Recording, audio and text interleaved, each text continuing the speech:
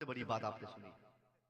हजरत ने जो इशारा फरमाया था वो मेरे मौजू का यकीनन वो सारी बातें हिस्सा है। मैं इस हैसियत से बता रहा हूँ कि सुरजापुर, ये पूर्णिया या सीमांचल कह लीजिए, पूरे इंडिया में उलमा का हौब है। सबसे ज्यादा आलिम उलमा हाफिज। अक्सर लोग कहते हैं ना कि यहाँ पर इतने उलमा है कि हर एक घर के बाद दूसरा घर किसी हाफिज कुरान का, चौथा घर किसी आलिम दीन का, 10वां घर किसी मुफ्ती साहब का, 20वां और 25वां घर किसी साहिब तरीकत का, और हर गांव में एक पीर तो मिल ही जाएंगे। अल्लाह की इतनी मेहरबानियां है, लेकिन इस पर एक नेगेटिविटी है।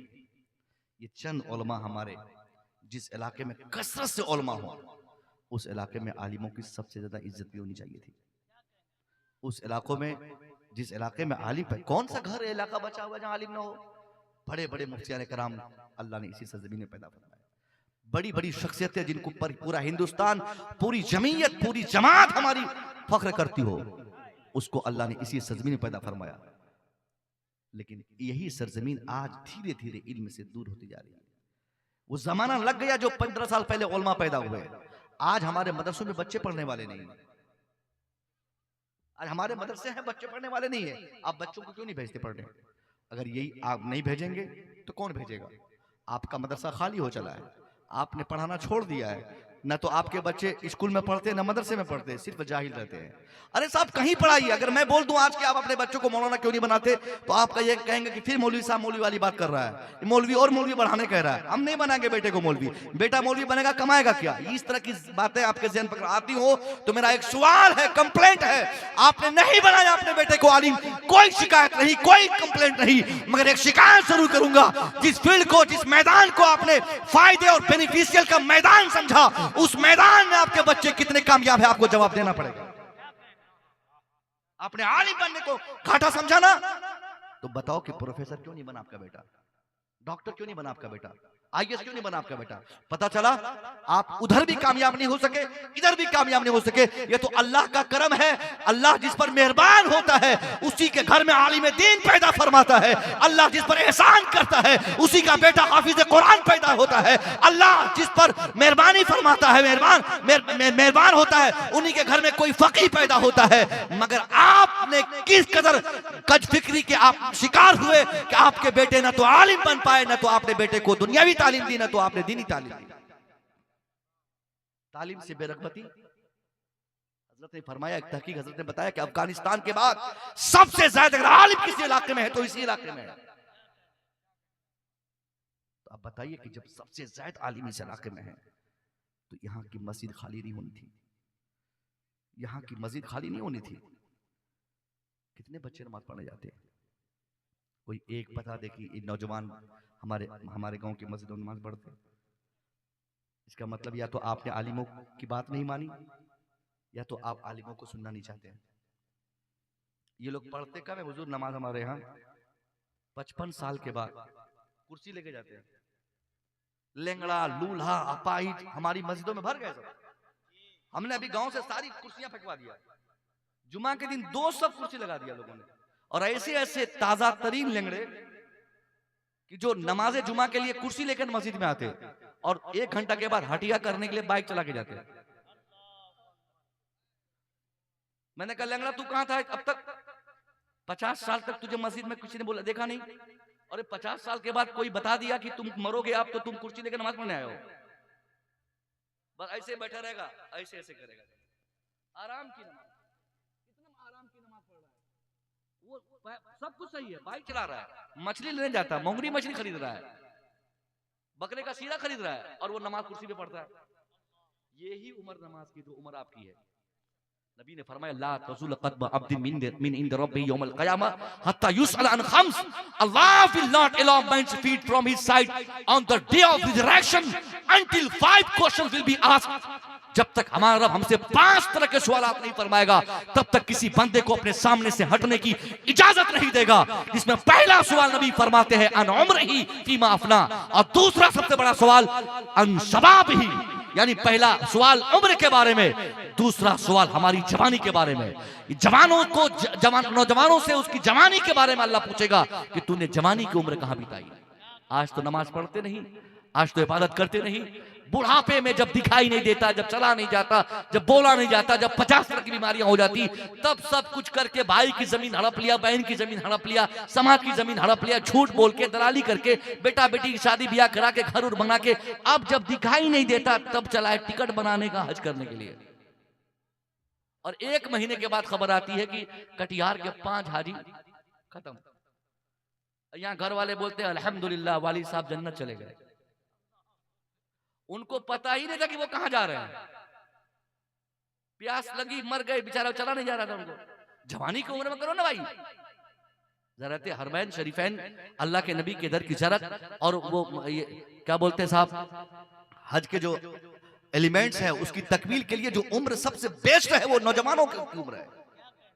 इस उम्र में न नमाज पढ़ते, न इबादत करते, न हज करते, न उम्रा करते, सब बुढ़ापे में करते। आप बुढ़ापे में करेंगे तो कबूल तो है, ऐसा नहीं कि कबूल नहीं है, मगर जो लज्जत, जो चाशनी, जो दिलचस्पी, जो मजा जवानों को जवानी में इबादत करने में है, वो बूढ़ों को बुढ़ापे में नहीं है। वो बेचारा तो मजबूर है। अब उनको मालूम हो गया इस लाठी के सारे मस्जिद जा रहा है। आज भी हमारी मस्जिदों में बूढ़े लोग मिलेंगे लेकिन नौजवान नहीं मिलेंगे। फिर 25 साल के बाद वही नौजवान जो आज 40 साल के हैं, जब वो 65 साल के होंगे तब मस्जिद जाएंगे, कुर्सी लेके जाएंगे नमाज पढ़ने के लिए। अल्लाह के वास्ते नौजवानों, अपनी उम्र की कदर करो। ये जवानी की जो उम्र है ना, इसका सबसे ज्यादा सटीक हिसाब अल्लाह आपसे लेगा, सबसे बड़ा हिसाब लेगा, और कई मुतालबात अल्लाह की तरफ से किए जाएंगे कि तूने अपनी जवानी के अय्याम कहां बिताए, कितने लोगों की तूने भलाई की। हुकूकुल इबाद और हुकूकुल्लाह दोनों की अदायगी के सबसे बड़े सवालात नौजवानों से होंगे। आप जिस समाज में हैं, इस समाज में सबसे बड़ा काम आज की तारीख में हुजूर की मौजूदगी में आपके लिए एक मैसेज, लास्ट बात खत्म। हमारे यहाँ तालीम की सबसे ज्यादा कमी है, एजुकेशन की, हर तरह की दीनी तालीम भी अब नहीं है। ये जो पहले के जो हमारे उलमा थे 10 साल पहले के, वो जो बन गए। अब जो नई जनरेशन है ना, नई पीढ़ी है, नई पीढ़ी में मदरसों में आप जाके देखिए, 10 बच्चे अगर पढ़ने वाले मिलेंगे तो उसमें से 5 बच्चे तो खतीब होंगे और 5 बच्चे शायर बनने वाले होंगे। पढ़ने वाले कहाँ हैं? अभी एक जलसे में अभी इधर ही मैं गया, एक शायर इसी कटिहार जिले का नाम नहीं बोलूंगा, वो खुद नाबालिग है और एक और नाबालिग को साथ में ले गया हुआ है। तो मैंने पूछा ये किसके साथ आया है?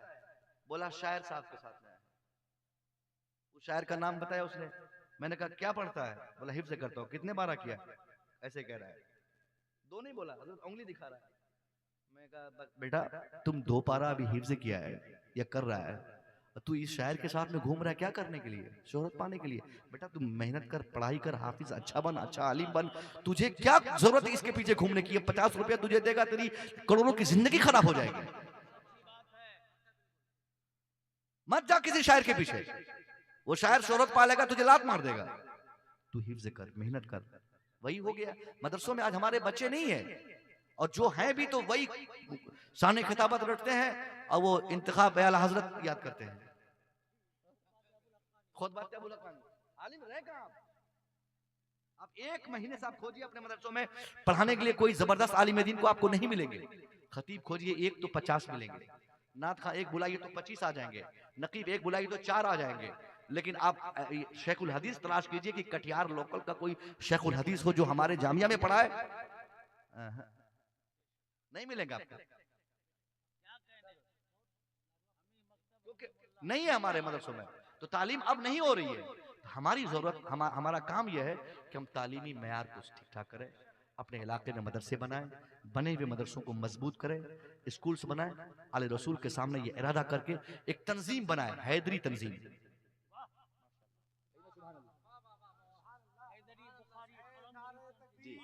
माशाअल्लाह।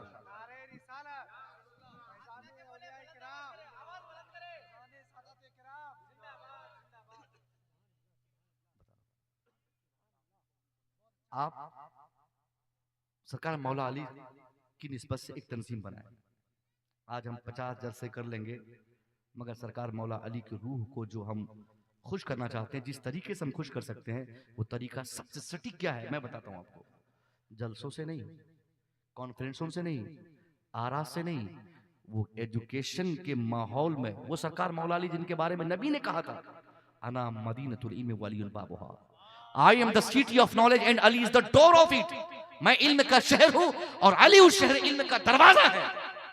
उस मौला अली के मानने वालों को चाहिए कि वही इल्म को वो फरोग दे, इल्म के दरवाजे को खोले, इल्म इल्म को समाज में फैलाए। आपके बच्चे पढ़ लेंगे लेकिन गरीबों के बच्चे कहां पढ़ेंगे? आप अपने बच्चों को पढ़ाएंगे, मजदूरों के बच्चे कहां पढ़ेंगे? आपके बच्चे डॉक्टर बनेंगे, मजदूरों के बच्चे कहां बनेंगे? आपके बच्चे आलिम हाफिज बनेंगे, मजदूरों के बच्चे कहां बनेंगे? एक नहीं कई ऐसे बच्चों को हम लोग देखते हैं जो होटलों में प्लेट साफ कर रहे हैं, चाट की प्लेट साफ कर रहे हैं, समोसे की प्लेट साफ कर रहे हैं। वो बच्चे नूरानी कायदा पढ़ने वाले हैं, पढ़ के मदरसों से भाग जाते हैं।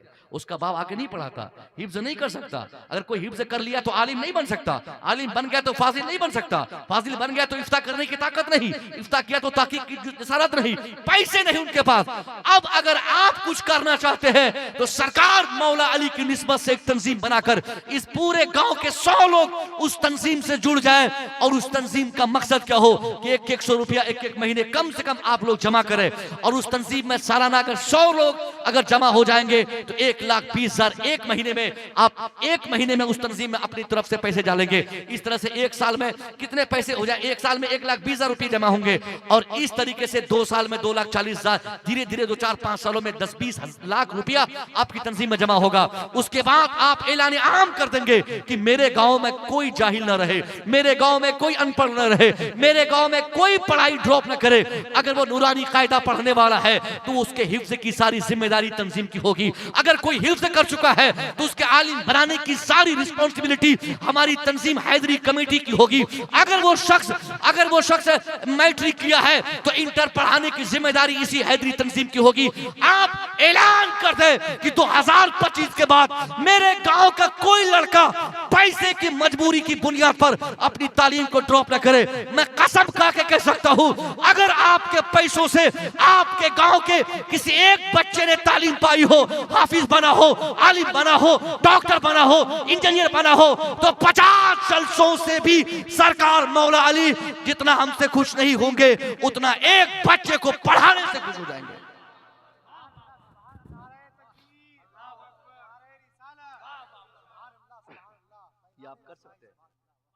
ये आप कर सकते हैं, करें। आप अपने आपके पैसे से गांव का एक आदमी पढ़ लेगा ना, कितना बड़ा काम गांव का होगा आप नहीं जान सकते। बहुत फायदा है। मैं अपनी बात खत्म करता हूं आखिरी मैसेज के बाद। औलाद रसूल की इज्जत हम पर, उनका एहतराम वाजिब फर्जो जरूरी है। कहना सुभान अल्लाह। औलाद रसूल का एहतराम इसलिए भी जरूरी है कि इनकी नाराजगी, औलाद रसूल की उम्र अगर कम हो, छोटा तो नहीं बोल सकता मैं, क्योंकि जो नबी की औलाद है वो कभी छोटा हो ही नहीं सकती।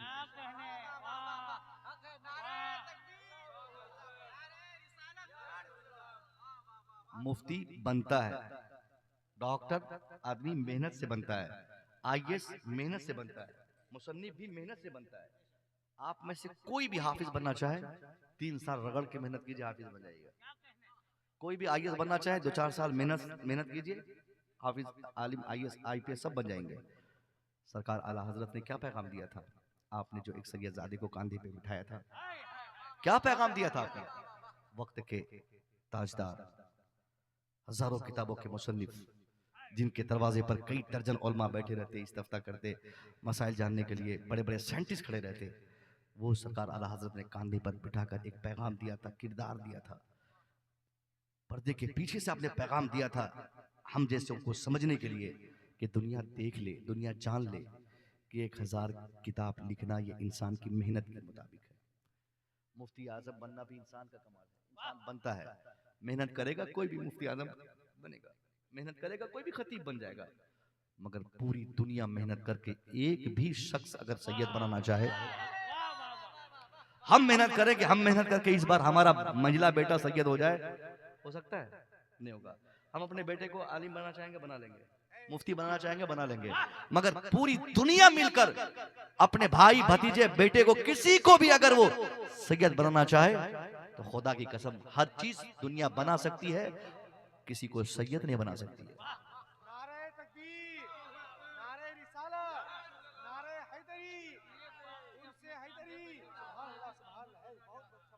ये जवाब है सरकार आला हजरत की तरफ से कि दुनिया देख ले कि देख मैं 1000 से ज्यादा किताबों का मुसन्निफ, वक्त का बड़ा मुफ्ती, वक्त का बड़ा मुहक्किक, वक्त का बड़ा आलिम फाजिल, बावजूद इसके जो एहतराम, जो काबिलियत, जो शख्सियत, जो जात इनकी है वो जात मेरी नहीं। उसी आला हजरत के हम भी मानने वाले हैं। हमारा काम क्या है? हमारा मसलक तब जिंदा होगा कि जब हमारे हाथों में औलाद रसूल के दामन हो। हम अपने मसलक के तभी वफादार हैं जब हम औलाद रसूल के वफादार हों। मैं गुजारिश करूंगा आप सबसे, आप सब औलाद रसूल से मोहब्बत करें और एक फितना जो वहाबियों का फितना, देवबंदियों का फितना, ये सब जो आम होता जा रहा है उससे आप परहेज करें। अपने बुजुर्गों से आप जुड़ें, बुजुर्गों से आपकी इलादगी होगी। दुनिया तो बर्बाद होगा ही, आखिरत भी आप अपनी बर्बाद कर देंगे। इसलिए उन सब फितनों से बचते हुए अपने मजबूत ईमान और कामिल यकीन के साथ अपनी जिंदगी गुजारें, अपने उलमा के करीब रहें, अपनी जिंदगी और आखिरत की तमाम तबाहियों को दूर करने के रास्ते आप अपने इन बुजुर्गों से जानें। इंशाअल्लाह ये सारे मामलात रहेंगे, हम और आप सब कामयाब रहेंगे। अस्तगफिरुल्लाह रब्बी मिन कुल्लि ज़ंबि व अतूबु इलैह। अस्सलामु अलैकुम।